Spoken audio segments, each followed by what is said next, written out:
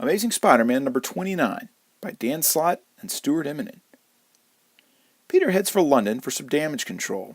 He's about to go live on the air, and Anna Maria Marconi tells him to make sure he doesn't run off mid-interview like he usually does. The interviewer brings up all the bad press, and he counters with all they did to try and stop it. She tells him that it's not like they're S.H.I.E.L.D., but he battles back with the Goblin fight from the previous issue. She goes to Silver Sable via satellite, who's able to confirm his description of events. That is, until they're interrupted with breaking news: aliens are attacking the city. She plays video of Captain Marvel leading the defense, and Peter slowly rises from his seat.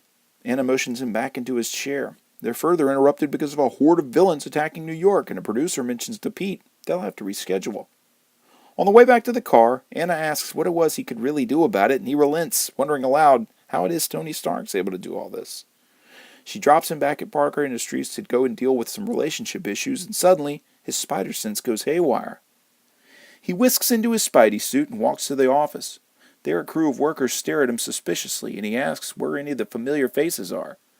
Sensing he's onto them, a loud "Hail Hydra" is announced, and they attack, though he's able to deal with them rather easily.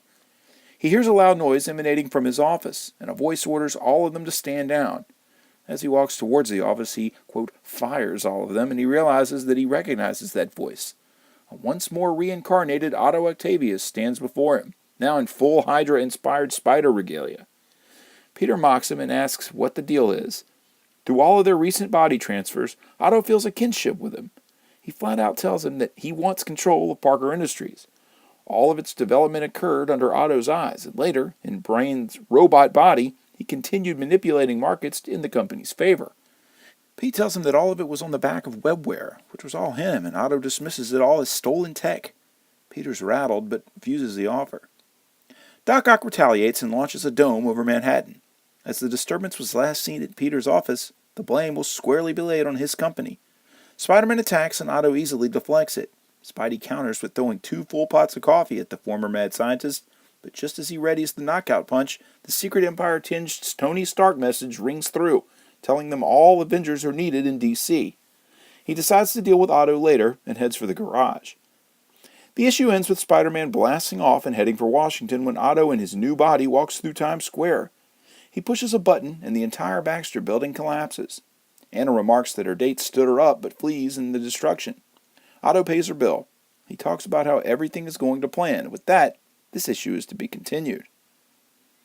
Isn't Spider-Man hitting Dr. Octopus with 2 pots of coffee just deliciously old school?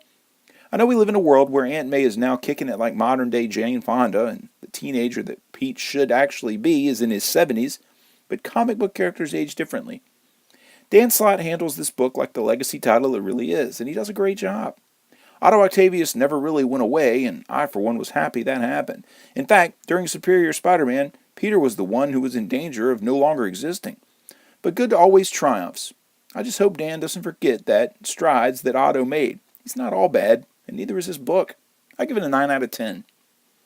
If you like this video, there's hundreds more like it, spanning several current and classic story arcs. Click the boxes here for more playlists. This video is also accompanied by my blog at nerdiestkidyouknow.blogspot.com or nerdiestkidyouknow.com. You can also follow links to my Facebook, Instagram, or Twitter pages, as well as a link to this very issue for sale on my eBay page by clicking below. For the Nerdiest Kid You Know, I'm Sam Torito. Thanks for watching.